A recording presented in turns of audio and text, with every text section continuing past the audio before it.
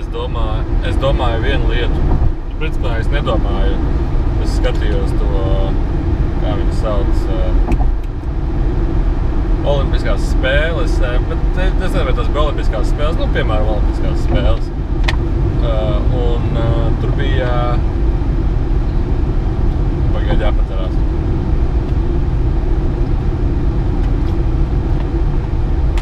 Tur bija cilvēki, kas nodarbojas ar sportiskumu. Un tad tajā domāšanā pieslēdz Enrico, un tur jau neko nevar izdarīt vairāk. Es atceros vienā seminārā, tiem Enrico pasauli prasīja, Enrico pasaulē, kas viņiem liekas ārkārtīgi interesantais. Nu, tad vienā no tām bija tas, ka cilvēki, viņi tik daudz kaut ko izdomā. Nu, principā cilvēki, mēs šeit esam tā kā teātris priekš citiem. Kad, piemēram, es tagad izdomāju, ka es esmu, piemēram, biznesmenis, piemēram, un visu laiku jāstaigā uz valkā, man jāatbild nopietni, svarīgi, precīzi, lietišķi, un es esmu aizmirsis, ka es esmu cilvēks, kas ir vienkārši bezgalīgi vai plaša būtne. Es tēloju lietišķu pareizi cilvēku, tāpat ar aristokrāti.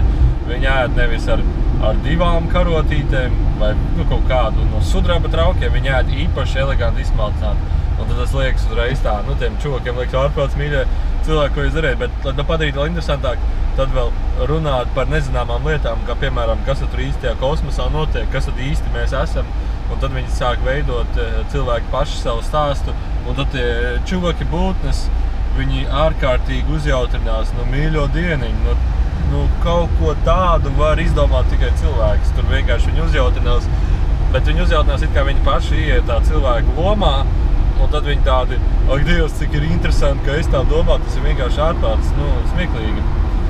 Interesanti, smieklīgi. Smieklīgi tā ir ņirgāties, bet šitas ir interesanti. Tas ir tā kā jūs ejat, tā kā mēs cilvēkiem no teātra skatīties kādu radošu, interesantu lugu, tā tur tu visās 5 dimensijās izbauda arī kā tu esi tāds, un ar tādu vērojumu.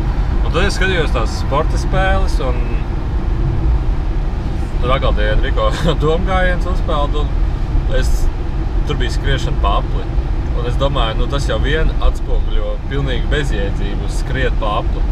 Un tad varētu tādu mazu apli, nevis tādu lielu, bet tādu mazu, un visu laiku skriet, un tad kurš ātrāk apskries tam aplim, un tad, lai to padarīt vēl interesantāk, viens ar chronometru pāri līnijai, čik, saspiež, cik tā ātri noskrēja. Bet par ko stāsts ir...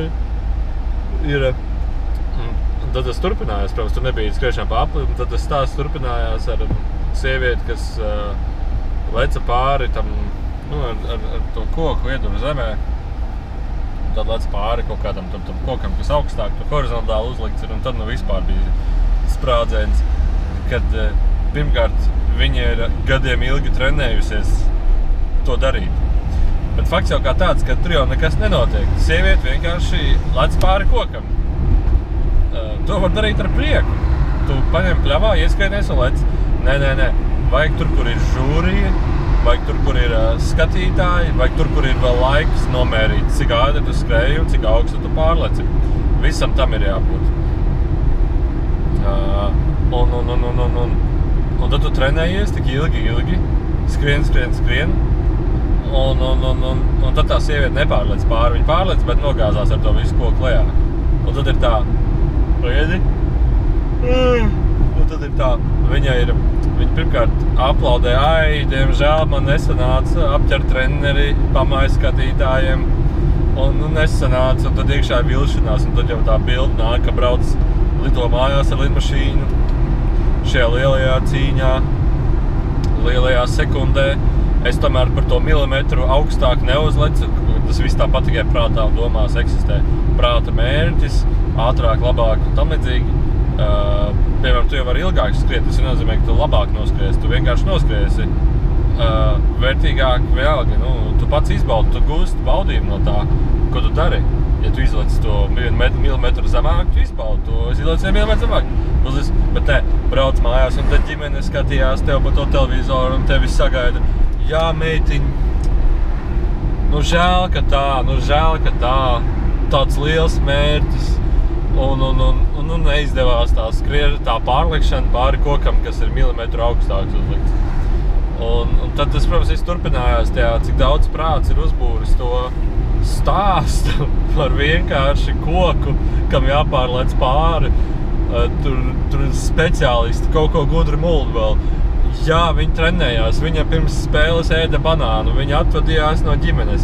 Viņa bija priecīga, viņa bija un tam līdzīgi, un tagad viņa ir vilšanās, ka neizdevās nekas.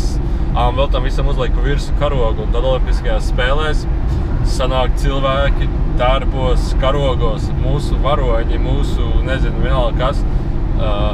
Un tad viņi noģērb tos lielos tērpus, tur apakšā treniņu tērpus.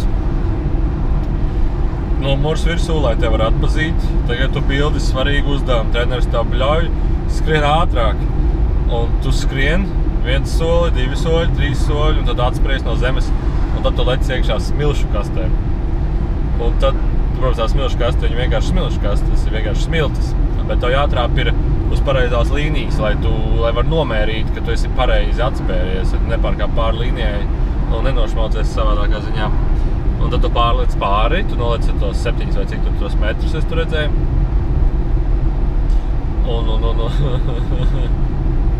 Un tad vēl viens speciālists skatās, kuru ķermeņa daļa pirmā piezemējās.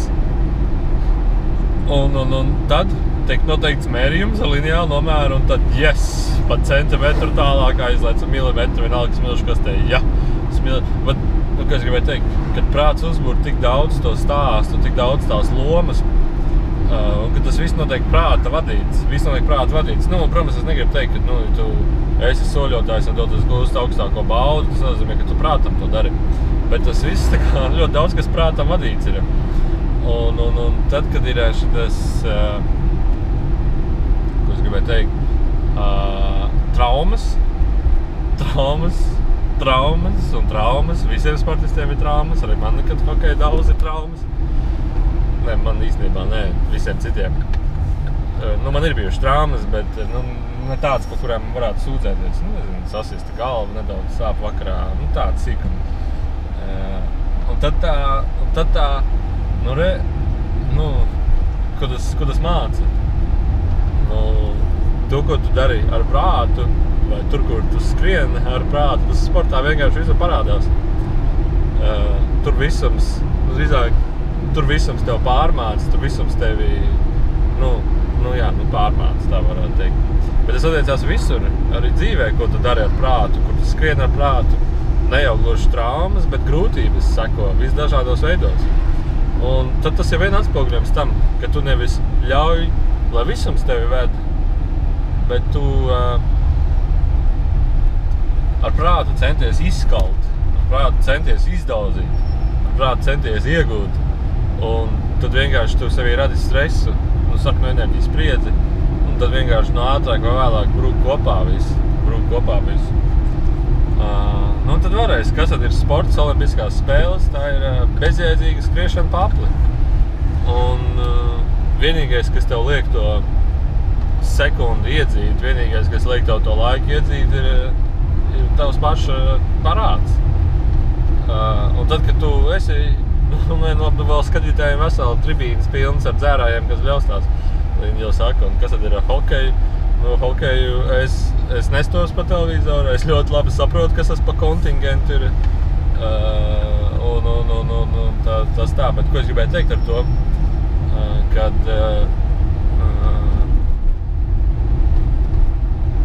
vēl interesantāk, piemēram, to futbolu, hokeju padara to spēli. Futbols jau, man liekas, ir teātris vairāk jau.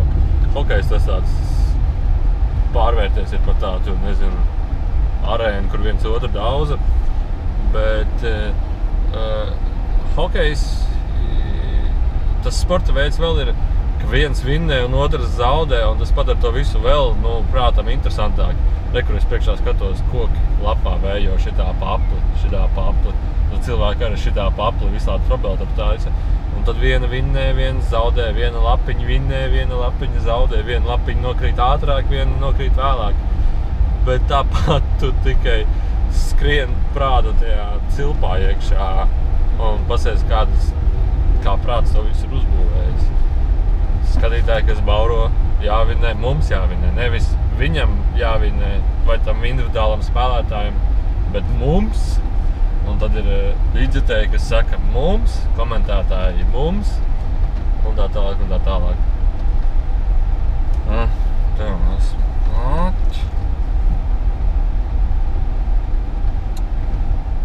Ko es gribēju ar to teikt, kad tas prāts var padarīt un padara vienā gadījumā šo visu interesantāku un tajā pašā gadījumā to visu sarežģītāku. Nu, tad, kā pieredze, prāts ir ļoti laba pieredze, jo no smilšu kastes un lineāla viņš var uztaisīt vienkārši grandiozu uzvaru, globālus sasniegumus, mērķi, sajūtas, ovācijas, emocijas. Un tajā pašā laikā no pašsaprotamas, redzamas smilšu kastes padarīt to par kaut ko mokām grūti pilnu arī. Un tajā pašā laikā aizvērt prom no acīm redzamā, kas tas patiesībā ir, kas dzīve patiesībā ir. Tā ir tikai smilšu kaste, kuru tu vari izmantot tā, kā tu pats vēlies. Pasies, kā bērni lieliski izmanto smilšu kastītes. Tā, labi. Aiziet pēc atslēgām.